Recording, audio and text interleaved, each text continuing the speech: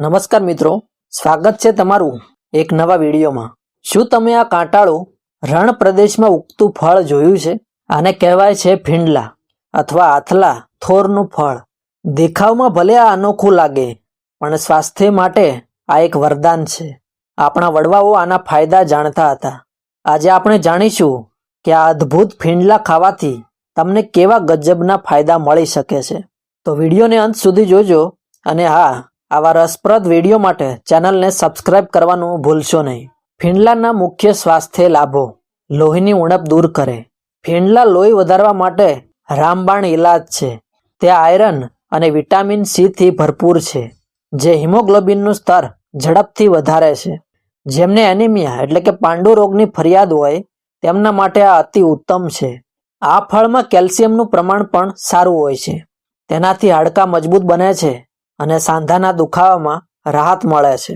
ફીંડલામાં fibre રેસાનું પ્રમાણ વધુ હોય છે, જે કબજિયાત જેવી પાચનની સમસ્યાઓ દૂર કરે છે અને પેટને સ્વસ્થ રાખે છે।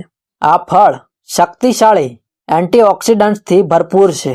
તે શરીરને ફ્રી રેડિકલ્સથી બચાવે છે, રોગો સામે લડવાની શક્તિ વધારે છે અને ત્વચાને પણ નિખારે છે। અમુક અભ્યાસો દર્શાવે છે કે ફીંડલા લોહીમાં સુગરનું પ્રમાણ નિયંત્રિત કરવામાં મદદ કરી શકે છે। જો કે ડાયાબિટીસના દર્દીઓએ ડૉક્ટરની સલાહ લઈને જ તેનું સેવન કરવું જોઈએ। ફીંડલાનો ઉપયોગ કેવી રીતે કરવો? હવે સવાલ એ છે કે આ કાંટાવાળા ફળને ખાવું કેવી રીતે?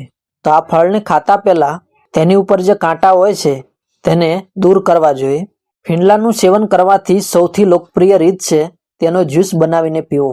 આ સિવાય તમે તેને સીધું ફળ તરીકે પણ ખાઈ શકો છો।